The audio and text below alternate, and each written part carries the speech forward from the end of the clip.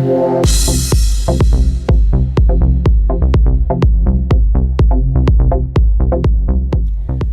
this podcast, I want to touch upon the area of mental health in young people and perhaps social media, because statistics show that mental health is rising in young people, and I don't quite know why this is.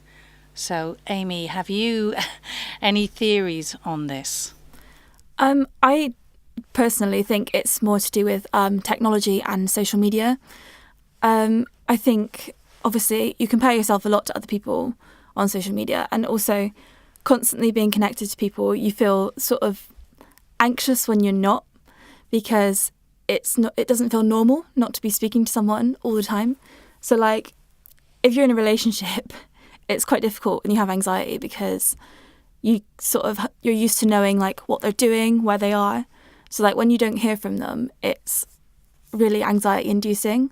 Like, I need to know that somebody's safe all the time. I need to know where they're going, like, and when they're going to get back, and if they're safe. And they mistake that a lot for, like, being controlling. But really, it's just because it puts my mind at ease if I know. It's not like I'm tracking them. It's just like if there's an emergency, then I know where they are and if I can get to them.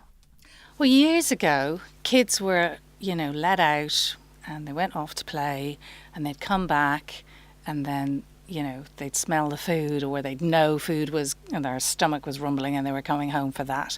And there was a lot less anxiety about letting your kids out. So for some reason that has increased and increased. But what you're raising as well is because everybody you can track them. You know what they're doing. I find that really strange.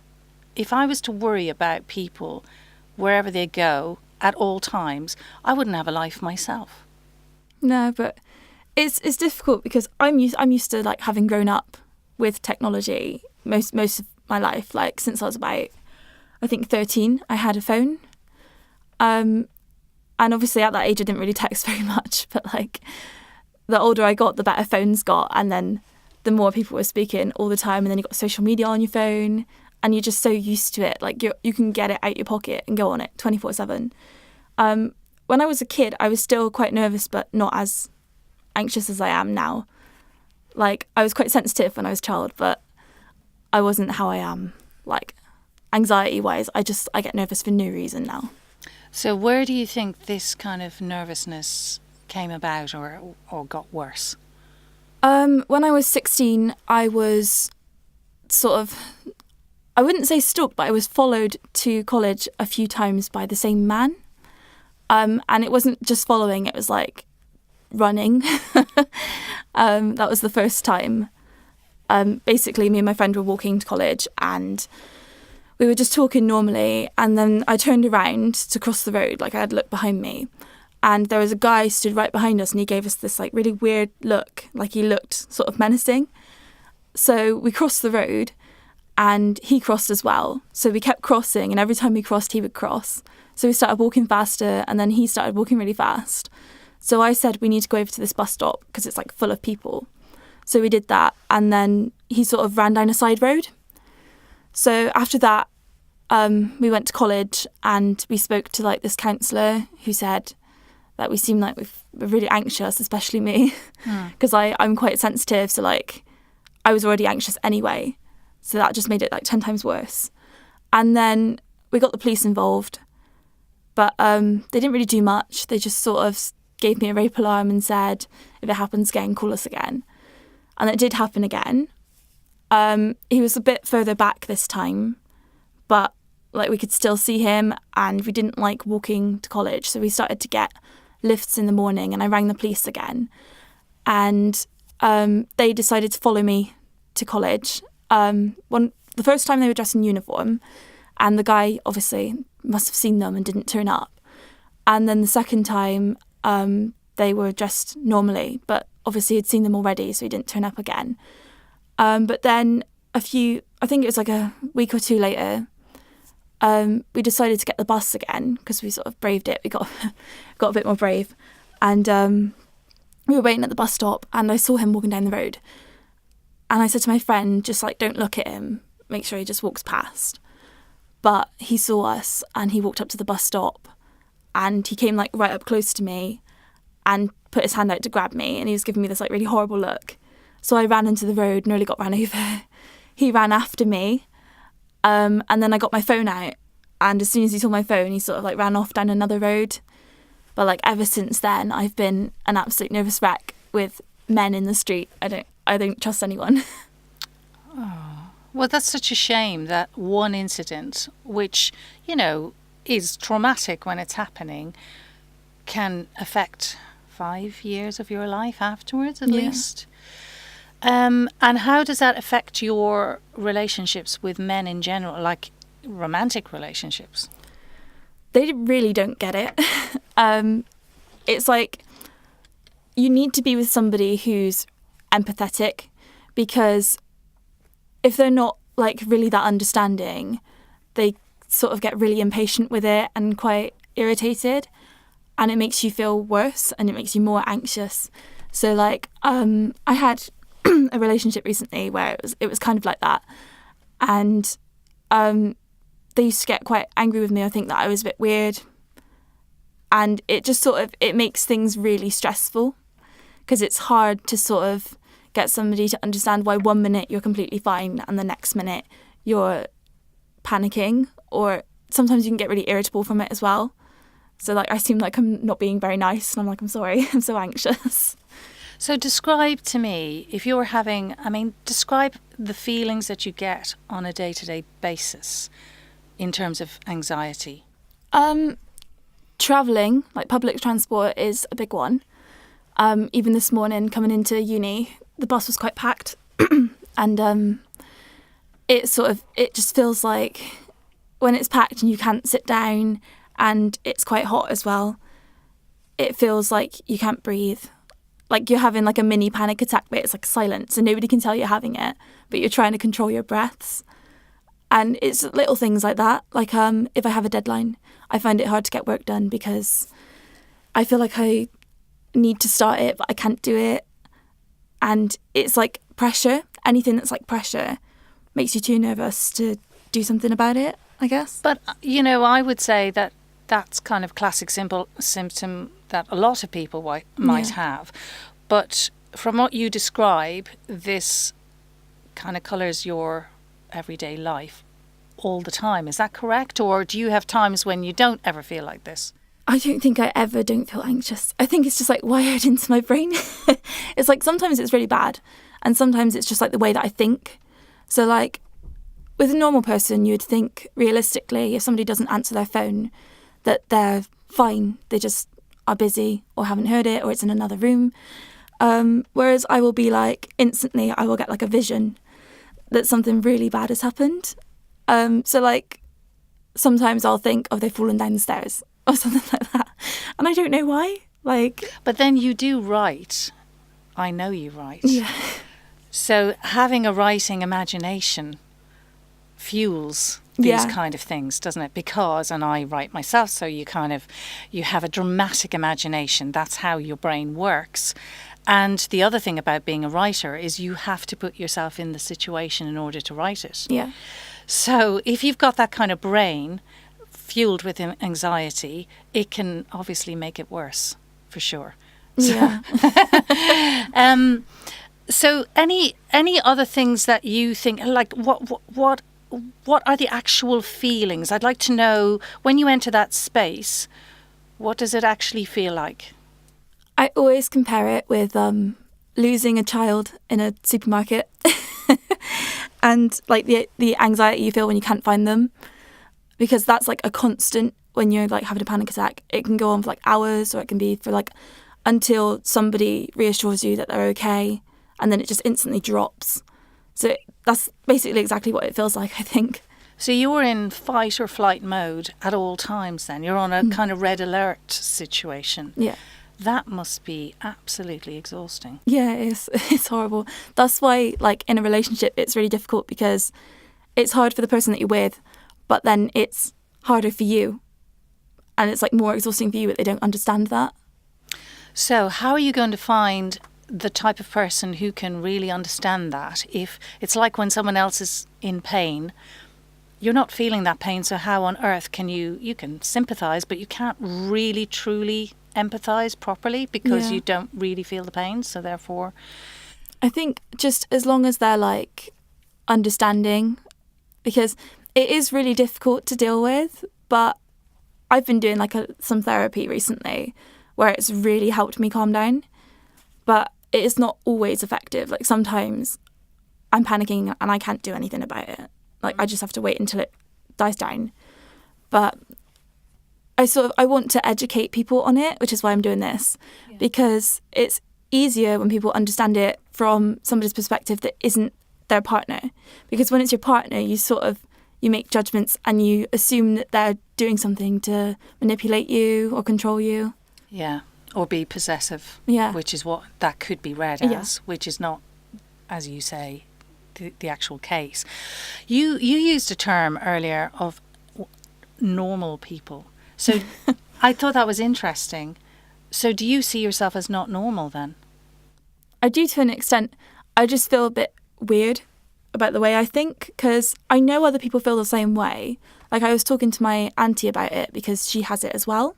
She doesn't have it like quite as bad as me, because like I have it linked with a little bit of depression as well, because it does cause that sometimes.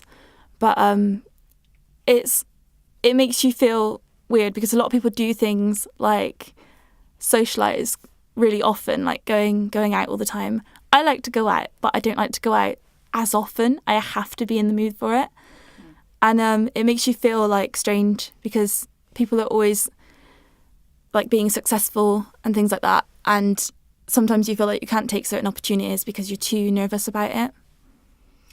But I suppose, is this fueled by social media because you think everybody else is taking those opportunities that you're not taking? Probably, yeah. I think you compare yourself a lot when you see what somebody else is doing. It just makes you feel quite inadequate. Like, even recently I was looking at like somebody's Snapchat story and they work in like business and it's like really professional. And I'm like, how do they do that? Because I'm not like that. But then I'm like creative and I'm a different person, so I should consider that really. You should, and I suppose the other thing is they're only putting up on social media their best self and the most successes that they're having, and so therefore you believe that everybody is having successful days at all time. But we all know, real people know, that actually that's not the reality for most people. And I think when you're younger you probably don't realise that too much yet. Another thing you said, which I thought was interesting, you said, well, people are speaking to each other on the phone all the time. Now, the word speaking to me is a vocal thing with one person speaking, talking to another person. So your generation are now saying we're speaking to each other, but actually you're not. You're typing a message to each other. And and I don't know about you, when I'm writing an email or sending a text, I'm editing it. I'm making sure, how does that read? Will that be misinterpreted? Especially an email, especially if it's not someone I know very well or I don't know at all. That's not how we speak. We don't self-edit. At least someone like me doesn't too much. But in a way, that's we say things the way we want to say them. Yeah. You know? Now, obviously, we hold back. We don't say everything we want to say. But in general, there is a spontaneity in what we're doing when we're communicating face-to-face or speaking in real terms to somebody. So there is quite a difference. Do you see that difference? Yeah. I think that people misinterpret things that they say on text a lot, and it causes arguments on social media. This is like the most anxiety-inducing thing ever. Like having an argument with somebody over Messenger is so frustrating and so like nerve-wracking because you're waiting for a reply constantly. Yeah. Whereas if you're in person, you're sorting it and it just feels like you're letting everything out. But like even the email that I got back from you last night, it said thanks a lot with like an ellipses at the end, like ... Oh, yeah. And I was like, is she angry at me or actually like thankful? My goodness. I think the ... just sometimes I do that. I do that a lot in my writing, actually, ... which is like, oh, thanks a lot. And many other platitudes of thankfulness, it was absolutely not anything negative. I think that's really interesting. So that's your brain working overtime. Yeah. Yeah. So you said you wanted to do this podcast because you were interested in sharing and educating with other people. And I think that's a really good reason for doing it, because you're being very brave in saying this. And I think more people need to explain how it actually feels. So how does the physical manifestation feel? With me, because I think everyone's a little bit different. With me, it's like I get quite bad palpitations. I feel really breathless. I get shaky if it's really, really bad. Like things like people going to another country, like one of my family or something like that, makes me nervous. And sometimes it's to the extent where I physically shake and I can't sleep properly. That's really bad. But yeah. So it's usually like shaking, palpitations, like if like a car is about to hit you. Wow. It's that kind of feeling. It's like really shook up. So you're constantly imagining the things that could happen. Yeah. And they're sometimes small things or sometimes huge things. Do they ever happen? No. There you go. So they don't actually happen. So you've wasted, you could say, all this energy on worrying about what could happen. So when bad things do happen, how do you react, or have you had any bad things happen? It's a lot different to anxiety. So like anxiety would be like the anticipatory feeling. So like you constantly think something's going to happen. So it's always like nerves. It's like before going into an exam type of thing.